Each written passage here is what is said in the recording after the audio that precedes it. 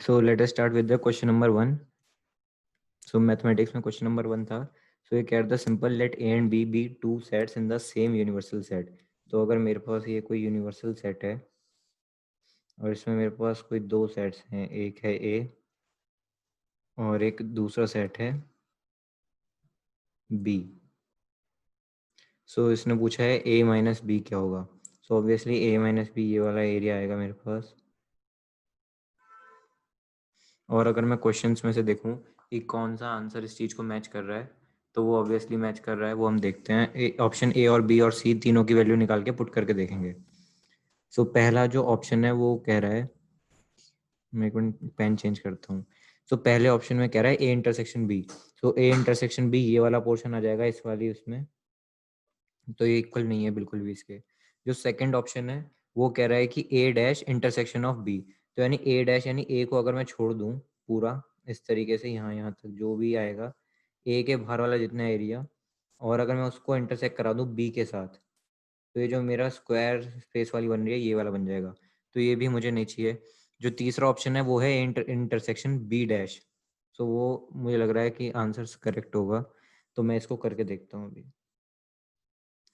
तो ए मेरा लेट से ये था, जो ए था मेरा वो ये था. तो सी ऑप्शन देख रहा हूँ मैं, सी ऑप्शन क्या था. तो मेरी ऑडियो नहीं आ रही है क्या आपको? 1 मिनट. अब आ रही है क्या मेरी आवाज? Now I am audible. Okay. तो मेरे पास जो थर्ड ऑप्शन है उसमें बोल रहा है कि ए है इंटरसेक्शन बी डैश. तो बी डैश ऑब्वियसली बी के बाहर वाला एरिया हो गया जितना भी है, और अगर मैं ए का इंटरसेक्ट कर लूंगा तो यही वाला पोर्शन मेरे पास आ जाएगा, इतना जितना मैं इसके अंदर मार्क कर रहा हूँ. तो ये वाला एरिया ही मुझे चाहिए था, तो मेरा ऑब्वियसली सी ऑप्शन करेक्ट हो जाता. ओके. ओके, तो ये क्वेश्चन हमने फर्स्ट क्लास में किया था. तो कितने लोगों को इसमें प्रॉब्लम आई? और इस क्वेश्चन को हम एक शॉर्ट तरीके से कर सकते हैं. ठीक है, तो सब लोग इस क्वेश्चन को ध्यान से ऑब्जर्व कीजिए. ठीक है, इस क्वेश्चन में आप देखिए, इसको यही क्वेश्चन अगर आईआईटी में आएगा तो हम इसको कैसे सॉल्व करेंगे इससे शॉर्ट टाइम के अंदर. ठीक है, क्वेश्चन कह रहा है ए एंड बी दो सेट हैं और हमें ए माइनस बी निकालना है. ए माइनस बी का मतलब ये है वो एलिमेंट्स जो ए में है लेकिन बी में नहीं है. करेक्ट, वो एलिमेंट जो ए में है लेकिन बी में नहीं है. Only those elements which are in set A but not in set B. Now see the option A union B, sorry A intersection B. That means common element of A and B. इसका मतलब B के elements इसमें आ रहे हैं, तो first option नहीं हो सकता. ऑप्शन बी देखिए, ए कॉम्प्लीमेंट इंटरसेक्शन बी, जिसमें बी के भी एलिमेंट हों. इसका मतलब बी ऑप्शन भी नहीं हो सकता. Intersection are the common elements, इसका मतलब बी के एलिमेंट्स भी हैं, तो सेकंड ऑप्शन भी नहीं हो सकता. अब थर्ड ऑप्शन देखिए, ए इंटरसेक्शन बी कॉम्प्लीमेंट, यानी कि वो सारे एलिमेंट जो ए में हैं लेकिन बी में नहीं है उनका यूनियन. तो ऑब्वियसली ऑप्शन सी अपने आप निकल आएगा. Is it fine? इस क्वेश्चन को आप बिना पेन के उठाए भी सॉल्व कर सकते हैं. और जो आपको अभी चैतन्य सर ने बताया है ऑप्शन सॉल्व करने का, वो एक ऑर्गेनाइज तरीका है जो शुरू में आपको प्रैक्टिस करनी चाहिए. लेकिन प्रैक्टिस के बाद जब आपको इस तरीके का बेसिक टेस्ट में कोई भी क्वेश्चन आता है, टेस्ट है चाहे कोई और एग्जाम है, आईआईटी है या स्टेट का एग्जाम है, उसमें आप इस क्वेश्चन को इस तरीके से डायरेक्टली सॉल्व कर सकते हैं. Okay, please continue. तो अभी जेम्स का एक दोबारा क्वेश्चन आया, कैन यू एक्सप्लेन अगेन. तो जैसा कि आपको दीपांशु सर ने समझाया अभी कि ये जो बीच वाला पोर्शन है मेरा, ये हो जाएगा ए इंटरसेक्शन बी. तो फर्स्ट ऑप्शन तो नहीं हो सकता. सेकंड ऑप्शन में क्या कर रहे हैं हम, ए का वो ले रहे हैं कॉम्प्लीमेंट. तो ए के जितना ही बाहर वाला एरिया है वो आ जाएगा, और अगर मैं उसमें से बी इंटरसेक्ट कर दूं तो ऑब्वियसली ये वाला एरिया बन जाएगा सेकंड ऑप्शन के हिसाब से. और जो थर्ड वाला ऑप्शन है वो है ए इंटरसेक्शन बी कॉम्प्लीमेंट. तो यानी कि बी के बाहर वाला एरिया आ गया और ए वाला ये वाले से बन गया. ओके. तो इसलिए थर्ड ऑप्शन यहाँ पे करेक्ट हो जाता है. अब हम बढ़ते हैं क्वेश्चन नंबर 2 की तरफ. सो क्वेश्चन नंबर 2 बोल रहा है कि the number of subsets of a set containing n elements is. तो अगर मेरे पास कोई एक सेट है जिसके अंदर n एलिमेंट हैं तो कितने नंबर ऑफ सबसेट्स होंगे। तो वैसे तो एक सिंपल याद करने वाली चीज़ है कि 2n होते हैं, लेकिन हम देखते हैं इसको किस तरीके से निकाला जाता है। कि वही लेट से मेरे पास एक सेट है A और उसके अंदर मेरे पास 3 एलिमेंट्स हैं 1 2 3। तो अगर मैं इसके सबसेट्स निकालूंगा तो वो कितने आ जाएंगे। तो पहला जो सबसेट आएगा वो आ जाएगा मेरे पास सिंपल एक 5 जिसमें के अंदर नल नल सेट होगा। सेकंड आ जाएगा 1, फिर आ जाएगा मेरे पास 2, फिर आ जाएगा 3। इसी तरीके जब मैं 2 के पेयर में देखूंगा तो आएगा 1, 2 इस तरीके से। फिर मेरे पास आएगा 2, 3 और फिर एक मेरे पास आ जाएगा 1, 3। और फिर जब मैं एक लास्ट वाला देखूंगा तो उसमें आ जाएंगे तीनों। तो मेरे पास अगर मैं देखूं तो 1 2 3 4 5 6 7 8। तो टोटल अगर मेरे पास 3 एलिमेंट्स हैं तो मेरे पास 8 टोटल सबसेट्स बन रहे हैं। तो लेट्स से मेरे पास n3 है तो मैं इन ऑप्शन में पुट करके देखूंगा तो ऑप्शन डी करेक्ट आएगा, क्योंकि 2⁻³ होता है मेरा 8। इसी तरीके से आप और भी ट्राई कर सकते हैं। 2 एलिमेंट्स का सेट लेकर उसके सबसेट निकालेंगे, वो भी इस फॉर्मूले से टोटल नंबर ऑफ सबसेट्स दे देगा हमें। Okay, one more thing I want to add. I will take just 2 minutes. ठीक है. Now see what are the subset. सबको clear है subsets क्या होते हैं? Everyone is clear what are subset. Any element I am selecting from a set forms a subset. ठीक है. So I can have a subset of 0 elements, that is 5, null set. Set of one element. How many elements can be there of one element with a set? NC1. So sir, can you write what is a 5 set NC0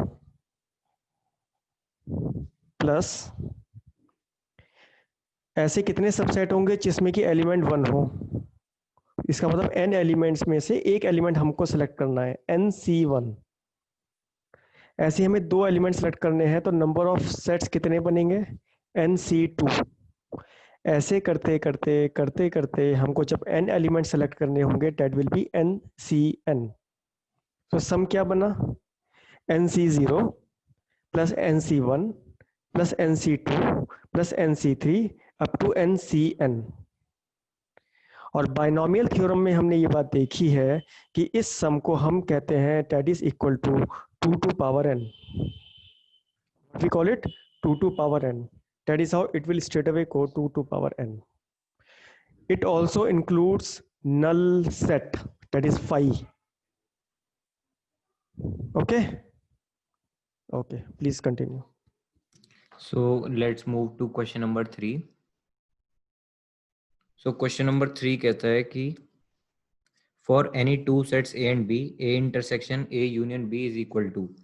तो let's say कि मेरे पास दो sets हैं, एक है मेरे पास A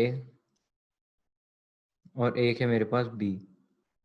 ठीक है, अब ये बोल रहा है A यूनियन B। तो A यूनियन B में कंप्लीटली पूरा आ जाएगा। और अगर मैं अब इसका इंटरसेक्शन निकालूंगा तो A intersection A union B, अब मैं इसमें से ए इंटरसेक्ट करूंगा तो ये बन जाएगा जो रेड पेन से मैं मार्क कर रहा हूँ। तो मेरे पास जो ऑब्टेन हुआ है ये हुआ है ए, तो इसलिए ऑप्शन ए करेक्ट है। ओके, अब मूव करते हैं नेक्स्ट क्वेश्चन पे।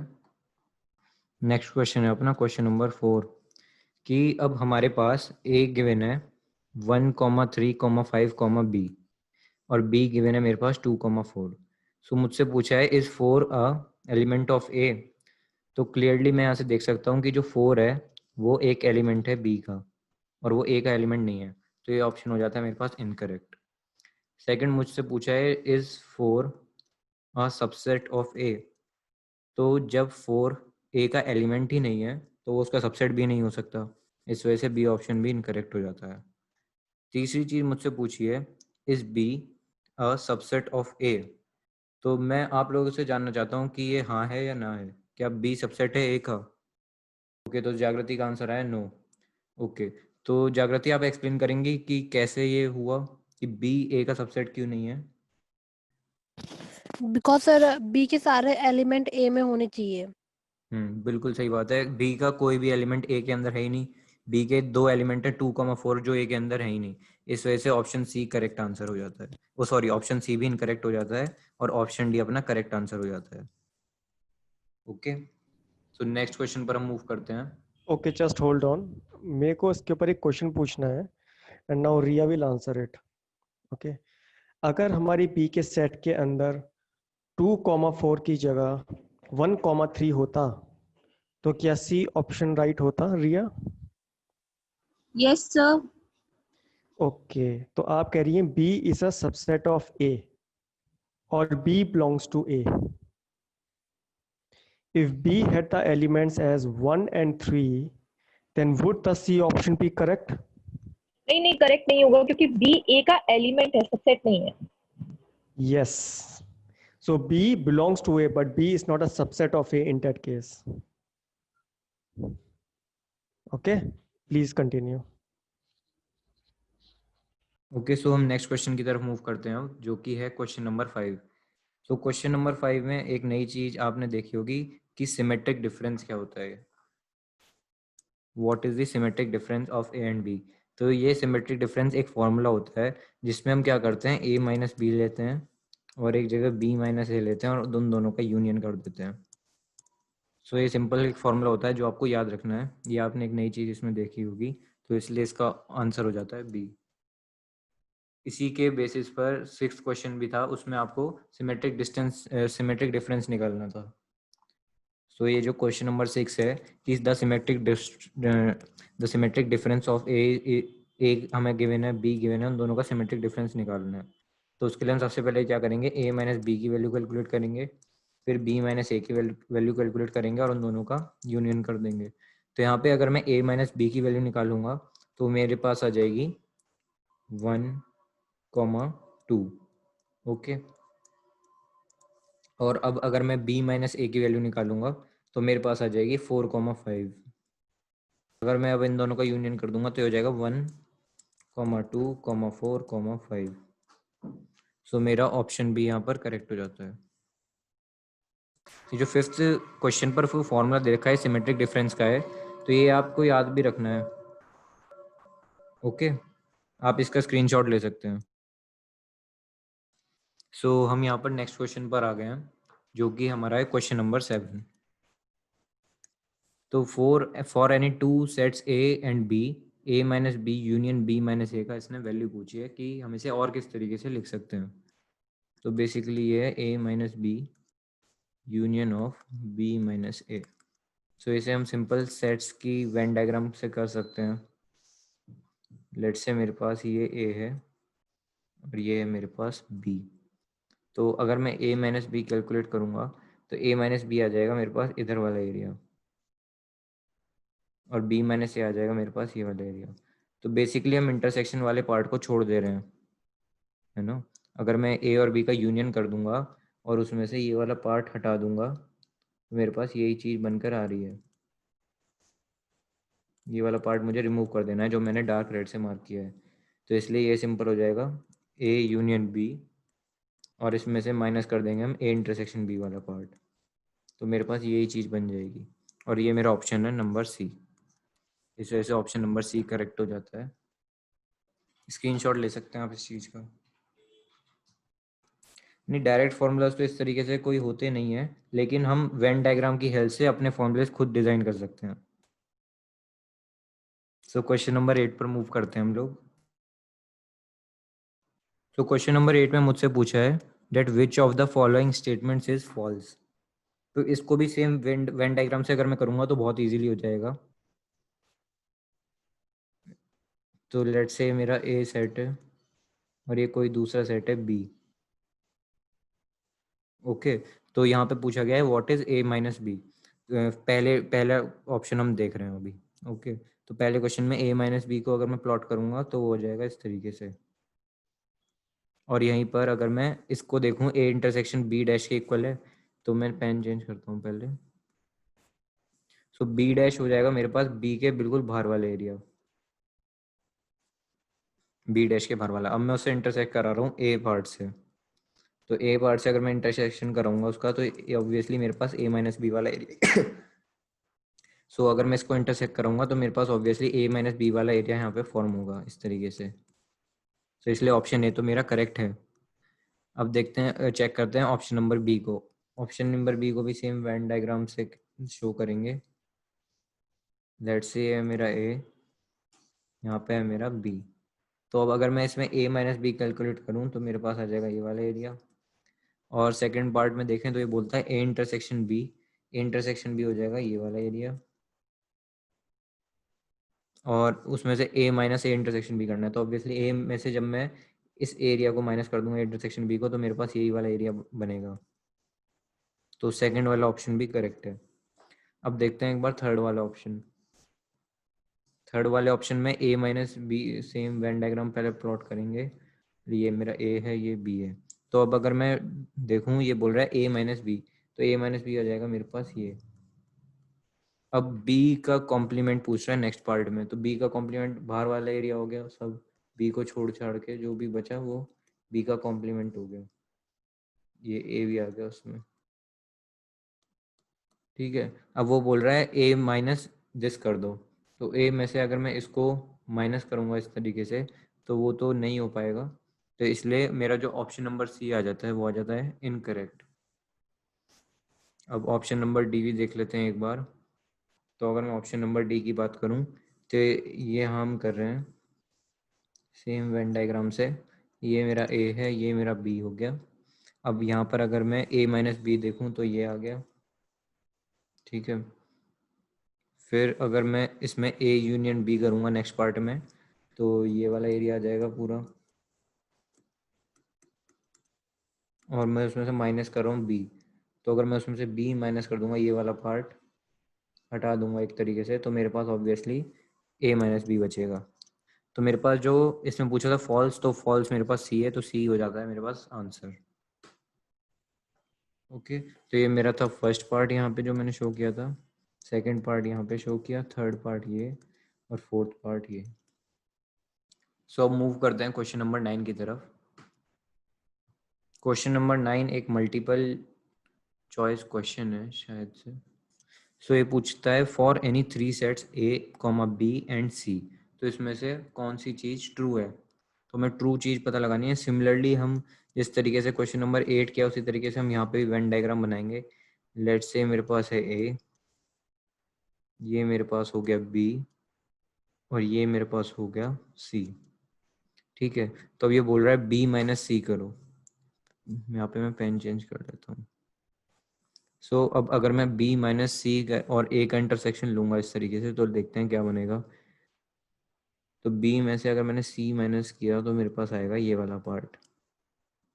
ओके, अब अगर मैं इसमें से a इंटरसेक्शन कर दूंगा तो मेरे पास बचेगा ये वाला पार्ट a का इंटरसेक्शन लेने के बाद, इस तरीके से। अब अगर मैं इस पार्ट की बात करूं, अदर पार्ट की, तो वो भी हम यहीं पे देखते हैं कि अगर इसके बराबर आ रहा है तो ये चीज़ सही है। मैंने क्या किया, a इंटरसेक्शन b किया। जब मैं इसमें डिफरेंट पेन ले लेता हूँ, तो मैंने जब a इंटरसेक्शन b किया तो मेरे पास पार्ट जो बचेगा बनेगा वो बनेगा ये। इस तरीके से a इंटरसेक्शन b करने पर मेरे पास ये वाला पार्ट बनेगा। मैं जूम कर लेता हूँ थोड़ा। ओके, तो a इंटरसेक्शन b पर मेरा ये वाला पार्ट बना। अब मैं क्या करता हूँ, a इंटरसेक्शन c भी ले लेता हूँ, तो a इंटरसेक्शन c पर मेरा ये वाला पार्ट बनेगा इस तरीके से, ठीक है। अब मैंने क्या किया, इन दोनों को क्या किया, माइनस किया। तो अगर मैं इसमें से अब माइनस कर दूंगा ये वाला पार्ट, तो मेरे पास ऑब्वियसली जो पहली वाली चीज़ थी वो आ जाएगी, यानी कि मेरे पास ये वाला पार्ट आ जाएगा, इतना पार्ट। और यही मेरा आंसर था जो मुझे चाहिए था। इस तरीके से ये वाला पार्ट मेरे पास आ जाएगा अगर मैं इस तरीके से करूँगा, और यही मुझे चाहिए था। तो पहले ही वाला पार्ट हो जाता है सही। So first part is correct. Second वाले को एक बार देखते हैं हम। सो सेकंड वाले केस में क्या बोल रहा है ये, कि a इंटरसेक्शन b माइनस सी ले रहे हैं हम। एक मिनट, तो अब ये आसानी से दिखेगा आप लोगों को। तो हम यहाँ पर ले रहे थे a intersection b minus C, तो वही मैं तीनों पहले ड्रॉ करता हूँ। मैंने यहाँ पे a ड्रॉ किया, फिर मैंने b ड्रॉ किया, फिर मैंने c ड्रॉ किया। तो अब अगर मैं b माइनस सी करूँगा तो मेरे पास जो पार्ट बचेगा वो बचेगा ये। अब मैं इसमें से ए का इंटरसेक्शन ले रहा हूँ, तो यही वाला पार्ट मेरे पास बच जाएगा। अब देखते हैं मैं इसे किससे ऑब्टेन कर पाता हूँ, क्या मैं इससे ऑब्टेन कर पा रहा हूँ। तो इन्होंने बोला है कि इस वाले पार्ट में ए इंटरसेक्शन बी माइनस सी मुझे करना है। तो मैं डिफरेंट पेन लेता हूँ, सबसे पहले करता हूँ ए इंटरसेक्शन बी। तो ए इंटरसेक्शन बी जब मैं करूँगा तो मेरे पास ये वाला पार्ट आ जाएगा, ठीक है। फिर मैं उसमें से अगर सी माइनस करता हूँ, यानी ये वाला पार्ट मैंने कम्प्लीटली रिमूव कर दिया, इसको मैं कलर कर रहा हूँ अभी। तो मेरे पास जब मैं सी रिमूव करूँगा तो मेरे पास यही वाला पार्ट बचेगा। कि बी ऑप्शन भी है मेरा करेक्ट, ए भी करेक्ट था, बी भी करेक्ट है। अब देख लेते हैं सी ऑप्शन को। सी ऑप्शन के लिए भी मैं सेम पहले वेन डायग्राम बनाता हूँ। सो ये कुछ इस तरीके से बनेगा कि लेट से मेरे पास यहाँ पे ए है, यहाँ पे बी है और यहाँ पे है सी। तो ए बी और सी हो गया ये। अब मैंने क्या किया, सेम सेम मुझे अब करना है यूनियन इसमें, A union of B minus C. तो सबसे पहले मैं बी माइनस सी देखता हूँ क्या आएगा। बी माइनस सी मेरे पास आ जाएगा ये वाला पार्ट। अब मैं अगर इसमें ए का यूनियन भी कर दूंगा तो मेरे पास ये वाला पार्ट भी कवर हो जाएगा उसमें, ठीक है। How is second option correct? जागृति, सेकंड ऑप्शन अभी हमने जब डिस्कस किया था यहाँ पे सिंपल, आप इसे एक बार वेन डायग्राम से बनाकर देखना तो आपको एक खुद भी फील आएगा कि ये चल क्या रहा है और हम इसे किस तरीके से कर रहे हैं। ओके, तो यहाँ पर हम जो सिंपली कर रहे थे, हमें A intersection of B minus C हमें कैलकुलेट करना था यहाँ पर। तो मैंने क्या किया, इधर ए इंटरसेक्शन बी माइनस सी निकाला सबसे पहले। तो बी माइनस सी मेरे पास आ गया ये वाली चीज इस तरीके से, ठीक है। और फिर जब मैंने उसमें ए का इंटरसेक्शन लिया तो मेरे पास ये वाली चीज उसमें बच गई, जो ये मैंने कलर से मार्क करी हुई है इधर। और फिर मैंने क्या किया, सेकंड वाला पार्ट सॉल्व किया ये। तो इसमें सबसे पहले मैंने ए इंटरसेक्शन बी कैलकुलेट किया, तो इंटरसेक्शन बी आ गया मेरे पास ये बड़े वाला पार्ट यहाँ पे। और फिर मैंने उसे माइनस कर दिया सी के साथ, तो मेरे पास जो परफेक्ट चीज़ है वो बनी, ये वाली चीज़ मेरे पास आ गई इस तरीके से। फिर जब मैं इसमें सी माइनस करूँगा, एलिमिनेट करूँगा, तो ये वाला पार्ट रिमूव हो जाएगा और मेरे पास ये वाला पार्ट बचेगा।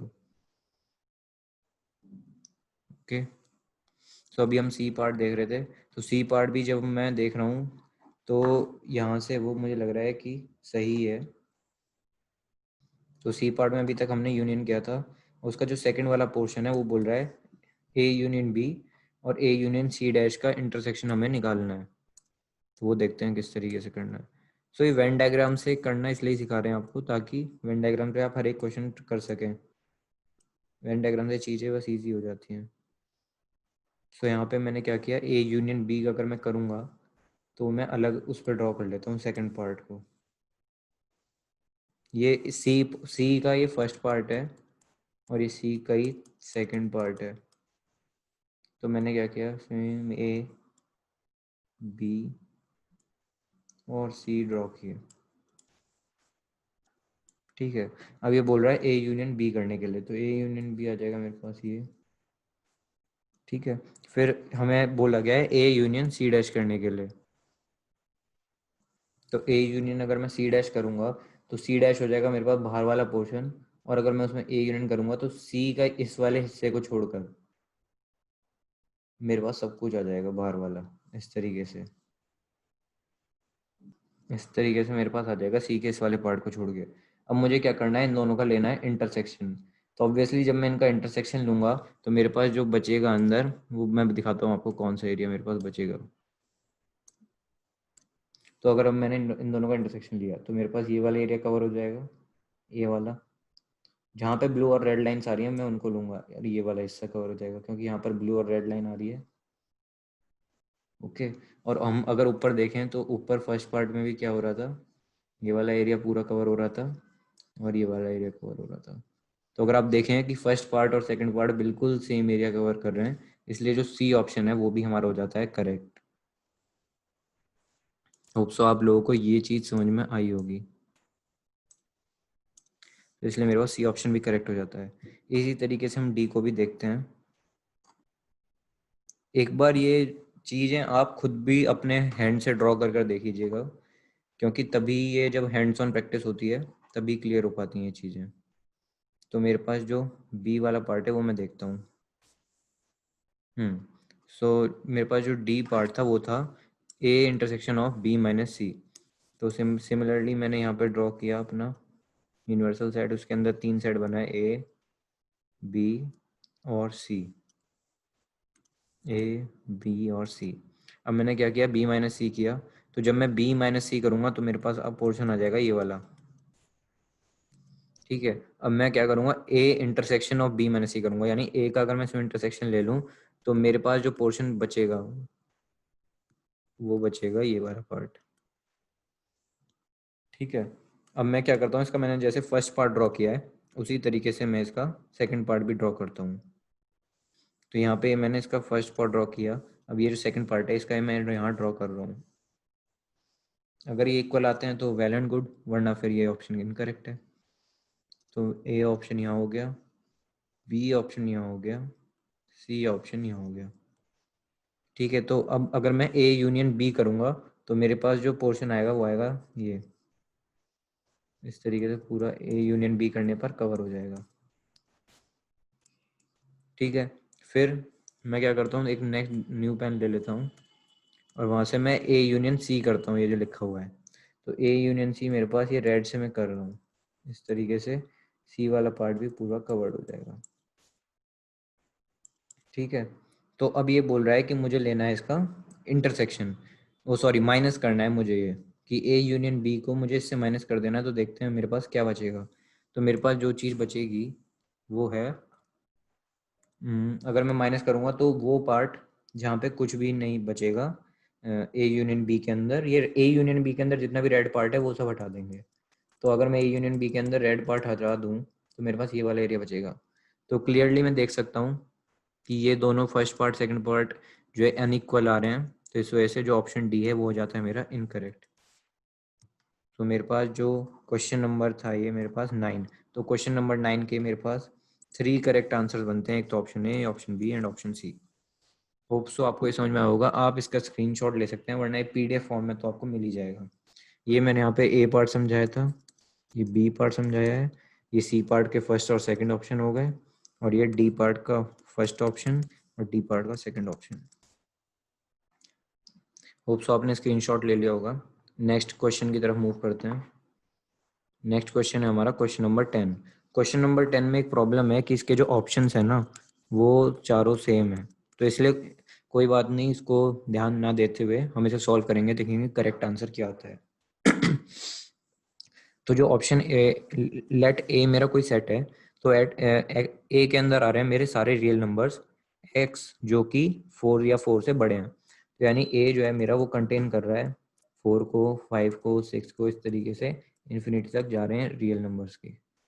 और जो ये बी सेट है मेरा, बी सेट में क्या हो रहा है कि इसमें भी रियल नंबर्स आ रहे हैं और x लेस देन 5 है। तो x लेस देन ऑब्वियसली 5 है, तो ये हो जाएगी शुरुआत इसकी 4, सॉरी ये हो जाएगा मेरे पास 4, 3, 2, 1, 0, -1, -2, इस तरीके से नेगेटिव इन्फिनिटी तक।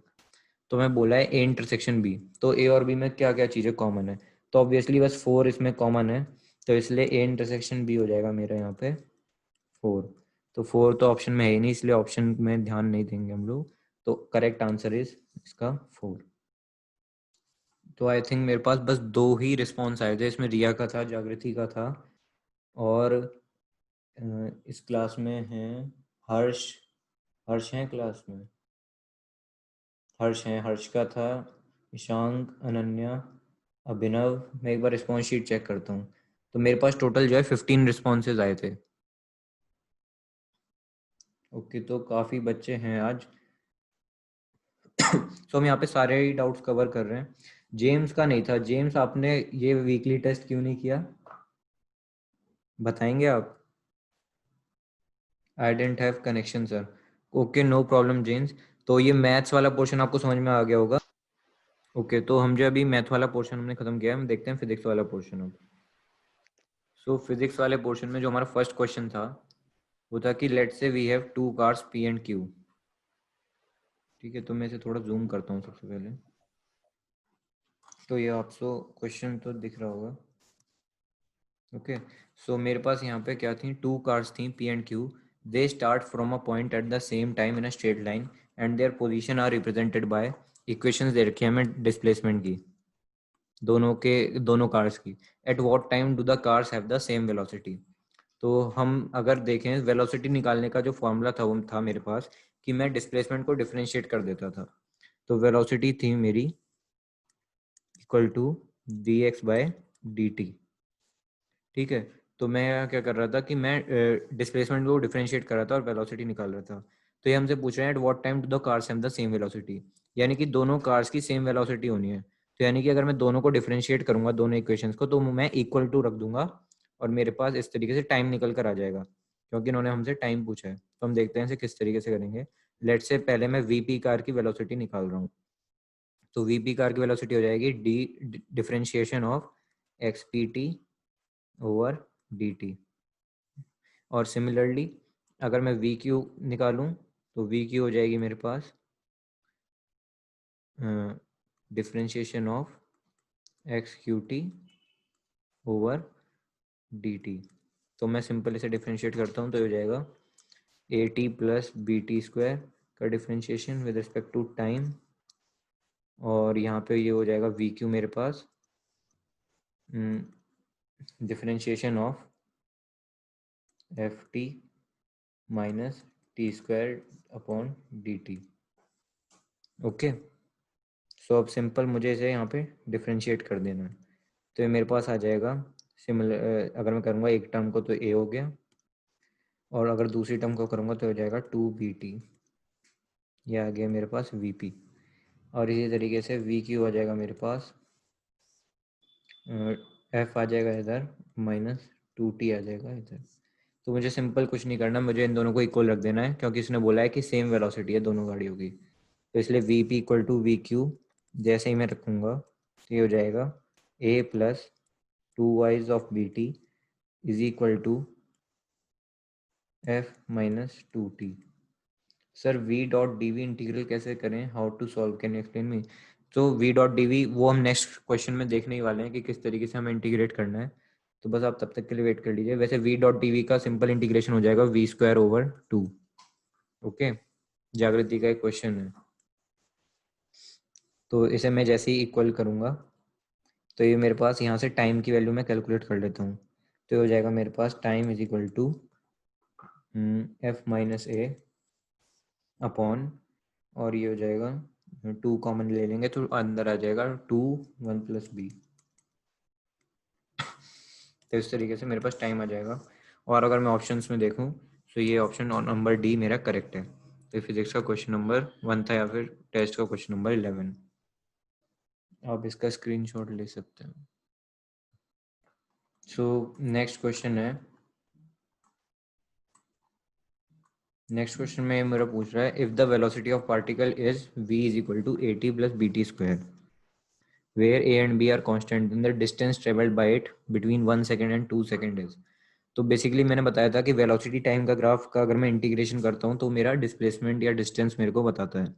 तो मैं इसके डिस्टेंस के लिए क्या करूँगा, सिंपल इसे इंटीग्रेट कर दूंगा। तो ये हो जाएगा मेरा displacement is equal to V dot D T, मतलब डी एक्स। अब मैं इसका अगर इंटीग्रेशन करूँगा तो ये मेरा निकल के ये मेरे पास आ जाएगा निकल के A T plus B T square dot D T का इंटीग्रेशन। टाइम हमें दे रखा है 1 से 2 सेकेंड तक, तो हम लिमिट भी यहाँ पे पुट कर देंगे 1 से 2। तो अगर मैंने इसका इंटीग्रेशन हमने देखा था तो वो आ जाता है। होप सो आपने इंटीग्रेशन और डिफरेंशिएशन प्रैक्टिस किया होगा तो ये क्वेश्चन आपके लिए बहुत आसान हो गया होगा। ये आ जाएगा मेरे पास ए टी स्क्वायर बाई 2 और plus B T cube by 3। अब मैं यहाँ पे सिंपल लिमिट्स पुट कर दूंगा 1 और 2 के बीच में। तो सबसे पहले अगर मैं 2 पुट करता हूँ तो 2 टी की जगह मैं पुट करूँगा तो ये हो जाएगा ए 2 का स्क्वायर अपॉन 2 और प्लस बी 2 का क्यूब अपॉन 3, और माइनस में आ जाएगा मेरे पास जब मैं टी की जगह 1 पुट करूँगा तो ये हो जाएगा ए 1 का स्क्वायर ओवर 2 और प्लस बी 1 का क्यूब ओवर 3। इसे बस सॉल्व कर देंगे, तो मेरे पास हो जाएगा twice of A plus 8/3 B, और माइनस में आ जाएगा a/2 प्लस b/3। सो अगर मैं इसे सॉल्व करता हूँ तो ये मेरे पास निकल कर आ रहा है a/2 और 2a को एक जगह ले लेते हैं तो ये हो जाएगा, और ये वाला पार्ट आ जाएगा मेरा 8 माइनस बी करेंगे तो 7b/3। तो इस तरीके से ये आंसर आ जाता है मेरा, और ये मैच कर रहा है सेकंड ऑप्शन को। तो जेम्स को इंटीग्रेशन वाला पार्ट समझ में नहीं आया।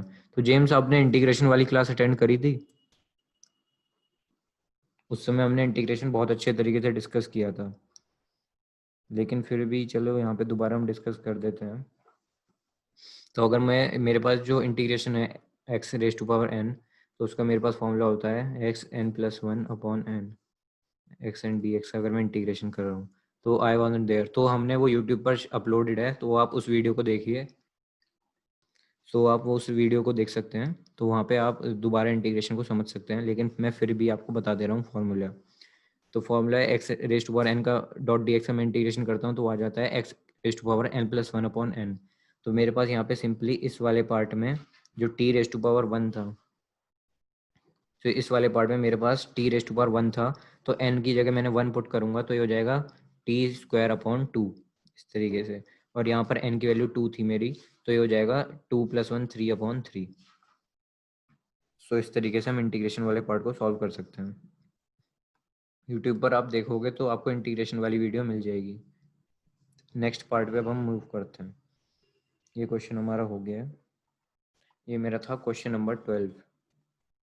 सो क्वेश्चन नंबर 13 है मेरे पास, इसमें बोलता है a particle of unit mass undergoes one dimensional motion such that its velocity varies according to vx is equal to beta x raised to power -2n। तो हमारे पास वेलोसिटी का वेरिएशन दे रखा है, ये है beta x raised to power -2n। तो velocity displacement के हिसाब से जब वेरी करिए वो हमारे पास given, where beta and n are constants and x is the position of the particle, the acceleration of the particle as a function of x is given by। तो अगर मैं देखना है मुझे as a function of S velocity की acceleration की value, तो वो हम देखते हैं किस तरीके से यहाँ पर आएगी। जेम्स का क्वेश्चन है, sir how did whole square came. Whole square कहाँ पे लिखा है जेम्स? मैंने यहाँ पे अगर मैं n की जगह 1 पुट आउट करूँगा तो मेरे पास ये बनेगा x² 1। सो इस वजह से यहाँ पे ये निकल कर आया, सॉरी n+1 होता है यहाँ पे। इस तरीके से मेरे पास यहाँ पे x² निकल कर आता है फॉर्मूले में। आप वो इंटीग्रेशन वाली वीडियो दोबारा देखिएगा, आपको समझ में आ जाएंगी चीज़ें। ओके, सो अभी हम जो है इस वाले क्वेश्चन पर थे। यहाँ पर जो है हमारे पास वेलोसिटी हमारे पास डिस्प्लेसमेंट की टर्म्स में गिवन है। वेलोसिटी मतलब डिस्प्लेसमेंट के साथ किस तरीके से इसे वेरी कर रही है। तो सिंपली अगर मैं देखूँ इसे, बीटा और n जो है कांस्टेंट है, and x is the position of the particle, the acceleration of a particle as a function of x is given by। Okay, तो हम क्या करते हैं, एक्सेलरेशन हमें पता है क्या होती है, dv/dt, ठीक है। लेकिन अगर ये x की टर्म्स में मुझे वेलोसिटी गिवन है तो मैं क्या करता हूँ, सिंपली दोनों ऊपर न्यूमरेटर और डिनोमिनेटर में dx की मल्टीप्लाई कर देता हूँ, तो हो जाएगा मेरे पास dv/dt डॉट dx/dx। क्योंकि मेरे पास यहाँ पे t नहीं है, x है, इस वजह से मैंने यहाँ पे न्यूमरेटर डिनोमिनेटर में x की मल्टीप्लाई करी, तो ये हो जाएगा मेरे पास dv/dx और मल्टीप्लाई में dx/dt। dx/dt मेरे पास वेलोसिटी होती है, तो ये हो जाएगा वेलोसिटी इंटू dv/dx। मैं यहाँ पे अब सिंपल dv/dx कैलकुलेट कर लेता हूँ और उसकी मल्टीप्लाई वेलोसिटी से कर दूंगा, तो मेरे पास एक्सेलरेशन आ जाएगी। सो पहले कैलकुलेट करते हैं हम dv/dx। तो सिंपल इस वाले पार्ट का मुझे डिफरेंशिएशन निकालना है, तो ये हो जाएगा बीटा कांस्टेंट है, x⁻⁻2n है, x⁻⁻2n का क्या आ जाएगा डिफरेंशिएशन, x⁻⁻2n -1, और इधर आ जाएगा मेरे पास माइनस का 2n। तो ये वाला पार्ट तो हो गया मेरा dv/dx वाला पार्ट। अब मैं इसकी अगर मल्टीप्लाई करूँगा वेलोसिटी के साथ वेलोसिटी की मल्टीप्लाई करूँगा, वेलोसिटी मेरे पास थी beta into X raise to power minus 2n, तो मेरे पास एक्सेलरेशन यहाँ पर आ जाएगी। ठीक है, तो मेरे पास हो जाएगा ये माइनस का 2n बीटा स्क्वायर और X raise to power minus 4n minus 1, मतलब माइनस 1 इधर ही आ जाएगा। तो ये मेरे पास निकल कर आएगी एक्सेलरेशन। तो इस क्वेश्चन का आंसर हो जाता है मेरा 2। तो आप इसका स्क्रीनशॉट ले सकते हैं। जागृति ने बोला है can you explain okay. Okay, तो जागृति यहाँ पर जो मेरी वेलोसिटी थी वो टाइम की टर्म्स में नहीं थी, डिस्प्लेसमेंट की टर्म्स में थी। तो इस वजह से मैंने जो dv/dt जब मैंने लिखा तो इसका तो हम डिफरेंशिएशन कर रहे थे टाइम की टर्म्स में, लेकिन हमारे पास यहाँ पर है डिस्प्लेसमेंट, तो ऑब्वियसली मुझे यहाँ पर dx/dx की मैं मल्टीप्लाई करूंगा ताकि इस वाले dx को मैं यहाँ पर भेज सकूँ और यहाँ पर ये जो dt है इसको मैं इधर वाली साइड भेज सकूँ। तो इसलिए हो जाता है dx/dt। dx/dt मेरे पास वेलोसिटी होती है और dv/dx मैंने एज इट इज यहाँ पर नेक्स्ट स्टेप में लिख दिया। तो मैंने सबसे पहले v.dv/dx फाइंड आउट कर लूंगा, तो मेरे पास एक्सेलरेशन निकल कर आ जाएगी। तो उसके लिए फिर मैंने क्या किया, dv/dx की वैल्यू कैलकुलेट करी जो आई थी इसको डिफरेंशिएट करके। तो मैंने जब इसको डिफरेंशिएट किया तो आ जाएगा -2n beta into X raise to power -2n minus 1। फिर मैंने उसमें मल्टीप्लाई कर दी वेलोसिटी की, जैसे मैंने यहाँ पे फॉर्मूले में लिखा था एक्सेलरेशन के। तो वेलोसिटी की वैल्यू है beta into X raise to power -2n। तो ये जब मैं मल्टीप्लाई कर दूंगा तो ये हो जाएगा, बीटा 2 है तो बीटा स्क्वायर बन गया, -2n एज इट इज लिखा गया यहाँ पे, और एक्स रेज टू पावर जब मैं इसे क्या करूँगा ऐड कर दूंगा इस तरीके से, तो ये हो जाएगा X raise to power -4n minus 1। और यही है मेरा एक्सेलरेशन जो कि सेकंड वाले ऑप्शन से मैच कर रही है। स्क्रीनशॉट ले सकते हैं आप इसका। जागृति को समझ में आ गया है। अब मैं नेक्स्ट क्वेश्चन पे आता हूँ। नेक्स्ट क्वेश्चन है मेरे पास, a stone falls under gravity, it covers distances h1, h2, h3 in the first 5 seconds and the next 5 second and the next 5 second respectively. और हमें रिलेशन फाइंड आउट करनी है h1, h2, h3 के बीच में। हमारे पास यहाँ पे एक स्टोन था, ठीक है, ये एक स्टोन A है, ये लेट से 5 सेकंड बाद अब मैंने इसे छोड़ा ऊपर से B पोजीशन पर आ गया, ये कुछ पोजीशन थी h1, और 5 सेकंड बाद यहाँ पे t इक्वल टू 5 सेकंड है, यहाँ पे t इक्वल टू 5 सेकंड है, ये h2 डिस्टेंस कवर कर लिया इसने, ये C पोजीशन पर आ गया, और 5 सेकंड बाद इसने h3 डिस्टेंस कवर किया, ये D पोजीशन पर आ गया टाइम इक्वल टू 5 सेकंड में। तो मुझे बेसिकली h1, h2 और h3 में रिलेशन फाइंड आउट करना है। सो अगर मैं देखूं जो स्टोन है वो इस डायरेक्शन में नीचे गिर रहा है, डाउनवर्ड डायरेक्शन में, और एक्सेलरेशन ड्यू टू ग्रेविटी भी मेरा डाउनवर्ड डायरेक्शन में लगता है, तो इसलिए मैं g पॉजिटिव लूंगा। g की वैल्यू हो जाएगी 10 मीटर पर सेकंड स्क्वायर।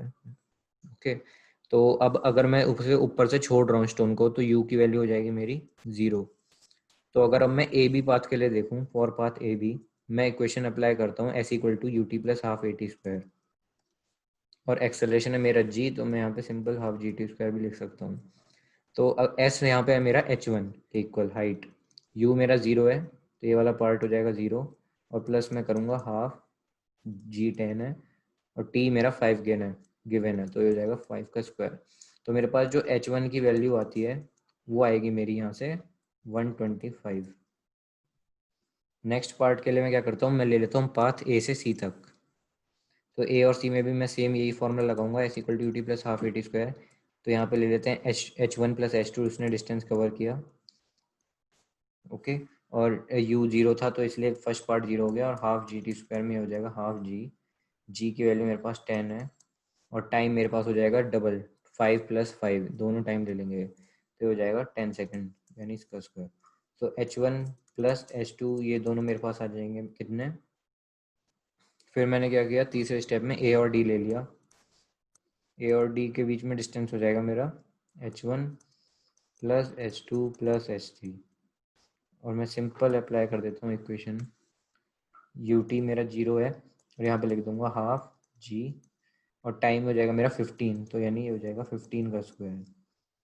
अब मैं इसे कैलकुलेट करूँगा तो हो जाएगा 5 इंटू 15 स्क्वायर, इसे हम कैलकुलेट कर लेंगे। अब यहाँ से सिंपली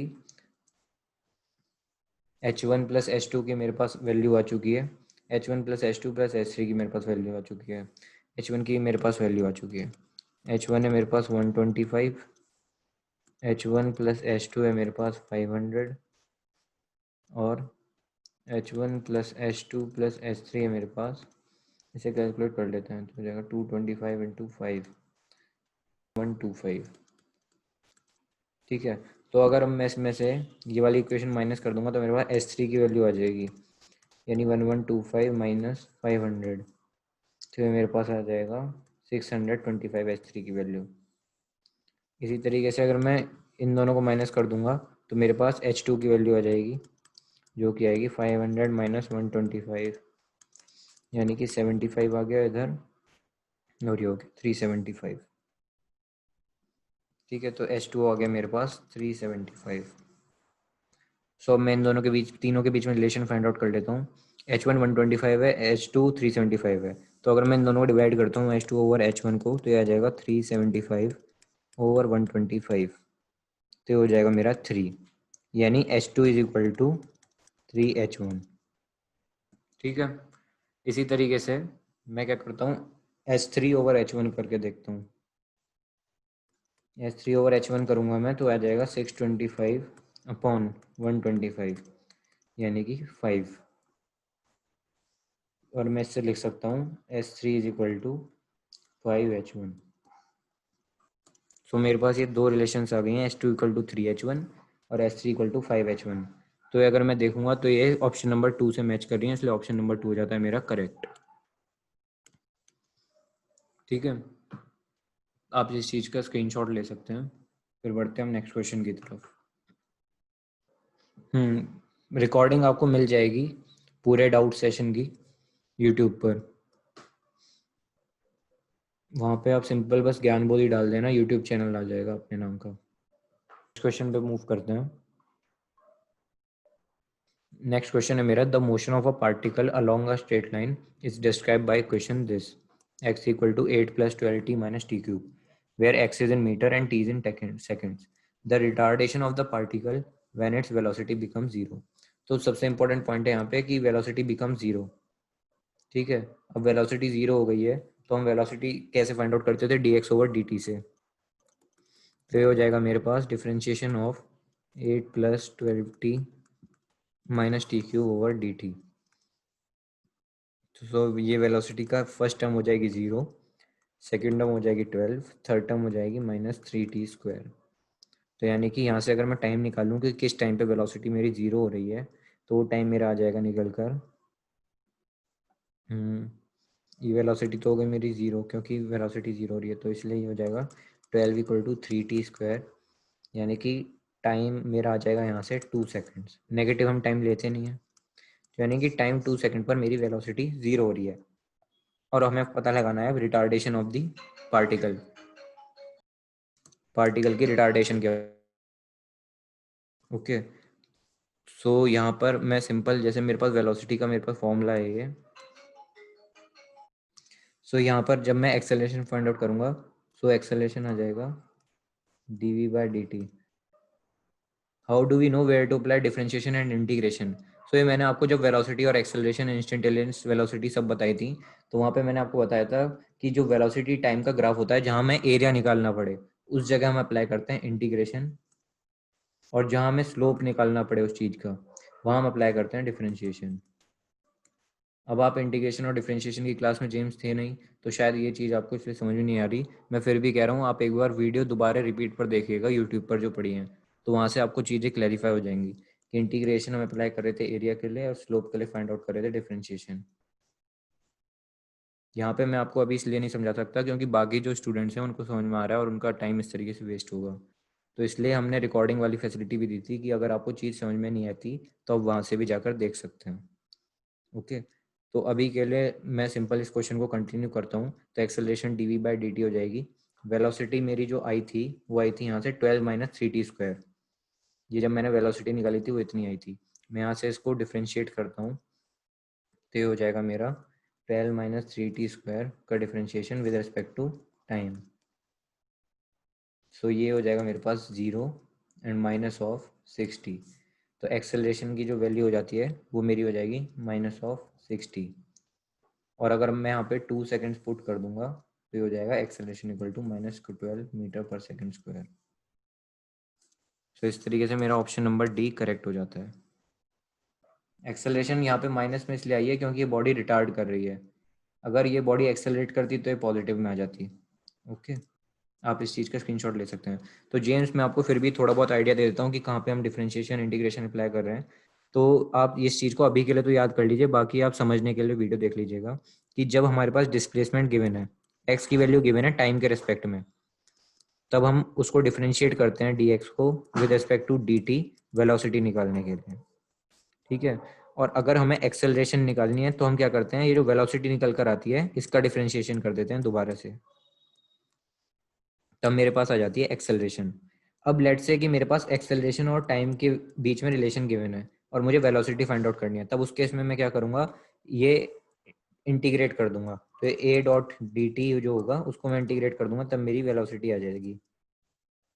ठीक है, उस केस में मैं इंटीग्रेशन करता हूँ। और जब मैं यहाँ पर वेलोसिटी और टाइम के बीच में रिलेशन होता है मेरे पास, तब मैं उस केस में इंटीग्रेट करता हूँ डिस्प्लेसमेंट फाइंड आउट करने के लिए। तो dx का integration equal to v dot dt का इंटीग्रेशन, इस तरीके से। ओके, तो उस इस केसेस में मैं डिफरेंशिएशन एंड इंटीग्रेशन अप्लाई करता हूँ। सो अब हम नेक्स्ट क्वेश्चन की तरफ बढ़ते हैं। Question number 16।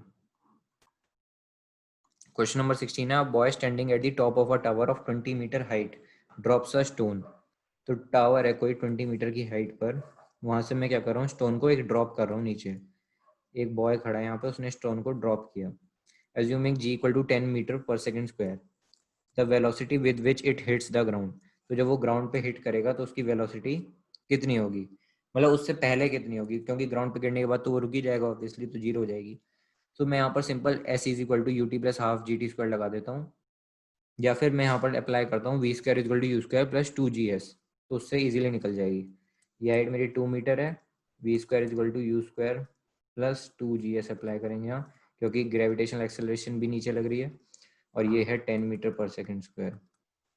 यू जीरो है क्योंकि वो ड्रॉप कर रहा है स्टोन को, तो ये हो जाएगा V square is equal to twice into 10 G into distance हमारा 20। तो इस तरीके से वेलोसिटी आ जाएगी मेरी 20 मीटर पर सेकेंड। सही हो जाता है ऑप्शन 1। ओके, सो अब नेक्स्ट क्वेश्चन भी हम देख लेते हैं। नेक्स्ट क्वेश्चन तो ये तो सिंपल क्वेश्चन है। नेक्स्ट क्वेश्चन में हमारे पास बोल रखा है इन्होंने कि a particle covers half of the total distance with speed v1।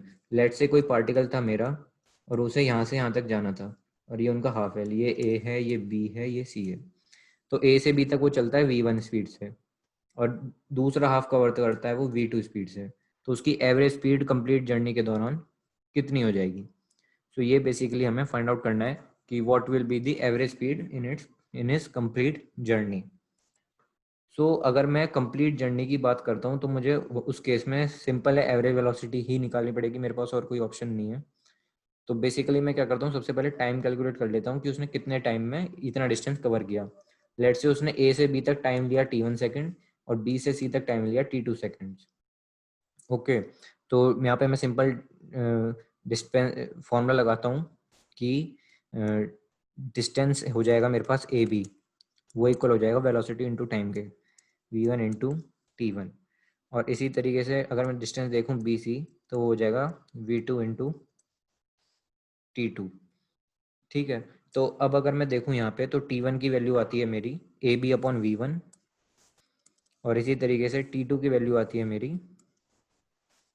B C upon v2। ठीक है, अगर अब मैं देखूँ टोटल डिस्टेंस के लिए यानी ए से सी तक के लिए, तो स्पीड लेट से मेरी एवरेज है v, क्योंकि वो मुझे फाइंड आउट करनी है, और टोटल टाइम टेकन हो जाएगा t1 प्लस t2। ठीक है, तो अब जो ए सी था मैं उसको लिख सकता हूँ A B plus B C, क्योंकि ए सी जो है A B plus B C को मिलाकर ही बना है, और A B plus B C की वैल्यू मैंने यहाँ फाइंड आउट कर ली थी, तो मैं इन दोनों को प्लस कर दूंगा तो मेरे पास ए सी आ जाएगा। तो यहाँ पे मैं लिख सकता हूँ A B plus B c is equal to a c, और ये इक्वल हो जाएगा मेरे v one t one plus v2 t2 के इक्वल। ठीक है, अब मैं क्या करता हूँ, सिंपल मेरे पास v है इधर, या फिर मैं एक चीज़ और करता हूँ यहाँ पे, यहाँ पे ये डिस्प्लेसमेंट को ना चेंज करके मैं यहाँ पे टाइम को चेंज कर देता हूँ। ये तो मेरे पास बस एक सिंपल रिलेशन है, क्योंकि मेरे पास फिर जो वैल्यू होगी ना वो टाइम की टर्म्स में आ जाएगी। अभी इसको मैं सॉल्व करके दिखाता हूँ कि हम इससे क्यों नहीं करेंगे। सो v1t1 प्लस v2t2 हो जाएगा मेरा ac की वैल्यू। अब मैंने क्या किया, इसे डिवाइड किया ओवरऑल टोटल टाइम से, ताकि मैं इसकी वेलोसिटी निकाल सकूं। यानी अगर मैं इसको डिवाइड कर दूंगा ac को t1 बाय t2 से, तो मेरी एवरेज वेलोसिटी यहाँ पे आ जाएगी। तो v जो आएगा मेरा यहाँ से निकल कर वो आएगा v1t1 plus v2t2 divided by t1 plus t2। तो इस तरीके से ये मेरी यहाँ पे एवरेज वेलोसिटी तो निकल कर आ गई। लेकिन ये जो एवरेज वेलोसिटी निकल कर आई है ये मेरी t1 और t2 की टर्म्स में निकल कर आई है, और मुझे इस एवरेज वेलोसिटी को निकालना है किसकी टर्म्स में, v1 और v2 की टर्म्स में ही निकालना है। बस मुझे t1 और t2 यहाँ पर नहीं चाहिए। तो अगर क्वेश्चन को ध्यान से देखें तो half of its total distance with speed v1 and rest half distance with speed v2। यानी कि ए बी जो है वो हाफ है ए सी का, और बी सी क्या है, हाफ है ए सी का। तो यानी ए बी और बी सी आपस में इक्वल भी हैं। ये चीज़ हमने इंपॉर्टेंट मिस करी थी, तो ये मिस नहीं करनी। तो अगर ए बी और बी सी यहाँ पर इक्वल हो जाएंगे तो हो जाएगा v1t1 is equal to v2t2। तो यहाँ से t1 और t2 के बीच में एक रिलेशन मेरा यहाँ पर निकल करके आ जाता है। तो मैं यहाँ पे आराम से पुट कर सकता हूँ। ठीक है, तो ये हो जाएगा मेरा t1 is equal to v2t2 bye v1। अगर मैं इस चीज़ को यहाँ पे पुट कर दूंगा तो मेरे पास एलिमिनेट हो जानी चाहिए सब चीज़ें। तो पुट करके देखते हैं, तो आ जाएगा v is equal to v1, t1 की वैल्यू पुट करता हूँ मैं यहाँ पे, हो जाएगा v2t2 बाय v1। ठीक है, प्लस v2 और t2 एज इट इज रहने देते हैं। डिवाइड में हमारा चला जाएगा t1 प्लस t2। तो t1 है मेरे पास v2t2 डिवाइडेड बाय v1, और यहाँ पे प्लस में t2। तो अब अगर मैं t2 इस पूरे में से कॉमन निकाल लूँ तो आराम से पूरे इसमें से कॉमन आ जाएगा। तो t2 को मैंने क्या किया, काट दिया कॉमन लेके सब में से, तो यहाँ 1 बचेगा और ये हो जाएगा इस तरीके से। ठीक है, तो अब अगर मैं नीचे देखूंगा तो न्यूमरेटर में मेरे पास बन जाएगा, थोड़ी मैं स्पेस ले लेता हूँ। ठीक है, अब मैं क्या करता हूँ, यहाँ पे लिखता हूँ इसे, तो ये हो जाएगा v इज इक्वल टू, और v1 से v1 कैंसिल, तो ऊपर बचेगा v2 प्लस v2 अपॉन नीचे v2 था, और यहाँ पे जब एलसीएम ले देंगे प्लस v1, और इस तरीके से आ जाएगा ये मेरा। मैंने यहाँ पे सिंपल ये जो t1 की वैल्यू थी वो इसमें पुट कर दी, तो एलिमिनेट हो गई मेरी चीज़ें। अब मैं कुछ क्या करता हूँ, इसे सिंप्लीफाई कर देता हूँ। v1 ऊपर पहुँच जाएगा यहाँ पे, तो हो जाएगा twice of v1 v2 upon v1 plus v2। सो ये मेरा आंसर आ जाता है यहाँ पे। ठीक है, तो अब देख लेते हैं किससे मैच कर रहा है। तो ये मैच कर रहा है मेरा ऑप्शन नंबर बी से, तो ऑप्शन नंबर बी हो गया मेरा करेक्ट। स्क्रीनशॉट ले लीजिए आप इसका, फिर नेक्स्ट पार्ट पे हम मूव करते हैं। तो हम नेक्स्ट पार्ट पे मूव करते हैं जल्दी से। सो नेक्स्ट पार्ट मुझे लग रहा है काफ़ी इजी क्वेश्चन है वैसे तो। A ball is drop from a high rise platform at t equal to 0 starting from rest. तो ये मेरे पास कोई प्लेटफॉर्म है, अब यहाँ से मैं बॉल को एक ड्रॉप करता हूँ इधर से रेस्ट से। After 6 second another ball is throne downward. 6 second बाद लेट से फर्स्ट वाली बॉल तो पहुंच गई, हाँ सेकंड वाली बॉल एक और तैयार हो गई नीचे गिरने के लिए from the same platform with a speed v। यहाँ पे हमें दे रखा है u, सेकंड बॉल का स्पीड v से हमने नीचे फेंका। The two balls meet at t equal to 18 second, what is the value of v। तो ये मुझे लग रहा है सिंपल सा क्वेश्चन होगा आप लोगों के लिए। तो सबसे पहले फर्स्ट बॉल के लिए देखते हैं। तो जब सेकंड वाली बॉल फेंकी गई होगी तो फर्स्ट बॉल कितने डिस्टेंस पर होगी सेकंड वाली बॉल से। ठीक है, तो वो हम चेक कर लेते हैं। तो अगर मैं देखूं 6 सेकंड बाद फर्स्ट वाली बॉल कहाँ पे होगी, तो मैं सिंपल लगा दूंगा s equal to ut plus half gt square. First वाली बॉल के लिए देख रहे हैं अभी हम। u अपना 0 हो जाएगा क्योंकि हम ड्रॉप कर रहे हैं फर्स्ट बॉल को।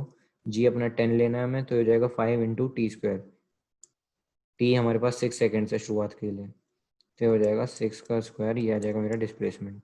6 6 या 36, जब मैं इसे कैलकुलेट करूंगा तो मेरे पास आ जाएगा 180 मीटर। तो फर्स्ट वाली बॉल 180 मीटर होगी, यानी इनके बीच में 180 मीटर का डिस्टेंस होगा जब हमने इस वाली सेकंड बॉल को ड्रॉप किया होगा। अब हमने क्या किया, सेकंड वाली बॉल को v स्पीड से नीचे छोड़ा। तो 18 सेकंड बाद देखते हैं कि कहाँ पे पहुंचेगी फर्स्ट बॉल और कहाँ पे होगी सेकंड बॉल। तो फर्स्ट बॉल की अगर मैं शुरुआत से ट्रेजेक्टरी देखूँ 18 सेकंड बाद, तो ये कितना डिस्प्लेसमेंट कवर करेगी, वो हो जाएगा ut plus half G T square. वही सिंपल अप्लाई करते हैं फॉर्मूला, टाइम है अपने पास इस बार 18 का स्क्वायर, तो हो जाएगा मेरे पास सिंपल 180 इंटू 9, और ये हो जाएगा मेरे पास 1620 मीटर। तो ये फर्स्ट वाली बॉल का डिस्प्लेसमेंट आ गया मेरा 18 सेकंड बाद। ठीक है, अब मैं क्या करता हूँ, सेकंड वाली बॉल देखता हूँ कि वो कितना कवर कर पाती है 18 सेकंड्स में।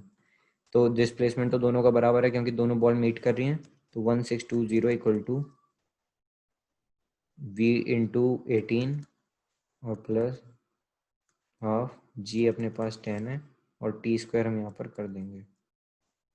तो इस वाली इक्वेशन से मेरे पास v की वैल्यू आ जाएगी, आप इसे सॉल्व कर लीजिएगा। सर इसमें सेकंड वाले केस में भी तो u 0 होगा ना? सेकंड वाले केस में u 0 नहीं होगा क्योंकि हम बॉल को स्पीड v से फेंक रहे हैं नीचे, सेम है ना। तो अपने पास जो इसमें इनिशियल वेलोसिटी होगी सेकंड वाले केस में वो हो जाएगी v। मैं इस क्वेश्चन को कम्प्लीटली सॉल्व करा सकता हूँ बट टाइम की कमी होने के कारण मैं नहीं करा रहा हूँ। ठीक है, जल्दी से नेक्स्ट क्वेश्चन पर हम बढ़ते हैं। So next question is a particle moves a distance x in time t according to equation this, the acceleration of particle is proportional to, simple सा कंसेप्ट लगेगा इसमें। x की वैल्यू दे रखी है मेरी 1/t+5। तो मैं क्या करूँगा, यहाँ पे वेलोसिटी निकाल सकता हूँ dx/dt अप्लाई करके। तो इसका आपको डिफरेंशिएशन ले लेना है 1/t+5 का with respect to time t, और फिर आप यहीं से एक्सेलरेशन की वैल्यू निकाल लीजिएगा वो dv/dt से। सो जो भी इसका आंसर आ जाएगा उसमें पुट कर दीजिएगा, तो मेरे पास कुछ रिलेशन निकल कर आएगी। इसे हम नेक्स्ट क्लास में और अच्छे तरीके से देख लेंगे, आप एक बार इस तरीके से ट्राई कीजिएगा। नेक्स्ट क्लास जब भी होगी आपकी फिजिक्स की, उसमें ट्राई कर देख लेंगे। जो अब हम बढ़ते हैं नेक्स्ट क्वेश्चन पर, क्वेश्चन नंबर 20। तो क्वेश्चन नंबर 20 में, अब bus is moving with a speed of 10 metre per second on a straight road. तो मेरे पास ये स्ट्रेट रोड है, एक यहाँ पर बस है जो इधर मूव कर रही है 10 मीटर पर सेकेंड से, and a scooterist wishes to overtake the bus in 100 seconds. स्कूटरिस्ट वाला क्या चाहता है कि वो 100 सेकेंड में बस को ओवरटेक कर दे, and the bus is at a distance of 1 kilometre from the scooterist. यानी कि अगर बस ये यहाँ पर है तो स्कूटर वाला यहाँ पे है, यहाँ पे स्कूटर है और इस जगह पे है बस, तो इन दोनों के बीच का डिस्टेंस है 1 किलोमीटर। तो इसे आराम से रिलेटिव वेलोसिटी से हम कवर कर सकते हैं कि स्कूटर की कितनी वेलोसिटी होनी चाहिए ताकि वो इसे कवर कर दें, इनके दोनों के बीच के डिस्टेंस को 1 किलोमीटर को। तो हम देखते हैं किस तरीके से हम इसे कवर करेंगे रिलेटिव वेलोसिटी के कंसेप्ट से। तो अगर मैं इन दोनों के रिलेटिव में वेलोसिटी निकालूं, velocity of scooter with respect to bus, तो वो आ जाएगी vs माइनस vv। ठीक है, और जिसे हम लिख सकते हैं vs माइनस बस की हमें पता है 10। तो ये आ गई मेरी रिलेटिव वेलोसिटी। इन दोनों के बीच में जो डिस्टेंस है वो भी मुझे 1 किलोमीटर गिवन है, यानी कि 1000 मीटर। तो यहाँ पे टाइम भी मुझे गिवन है 100 सेकेंड्स। तो अगर मैं देखूँ कि कितनी स्पीड मुझे चाहिए होगी तब मैं इन दोनों चीज़ों को फुलफिल कर पाऊंगा। तो वेलोसिटी होगी डिस्टेंस अपॉन टाइम, तो डिस्टेंस है मेरे पास 1000 मीटर और I will divided by 100 second. तो ये मेरे पास वेलोसिटी आ जाएगी 10 मीटर पर सेकेंड। यानी कि मुझे 10 मीटर पर सेकेंड की रिलेटिव वेलोसिटी चाहिए इन दोनों के बीच में एस बी। अब मेरे पास वी एस बी आ गया, मैं उसे सिंपल इस वाली इक्वेशन में पुट कर दूंगा। तो ये हो जाएगा मेरे पास 10 is equal to V S minus 10। So V S will be equal to 10 plus 10 यानी कि 20 मीटर पर सेकेंड। तो ये मेरे पास आंसर हो गया, ये फर्स्ट ऑप्शन करेक्ट है। ओके, सो हम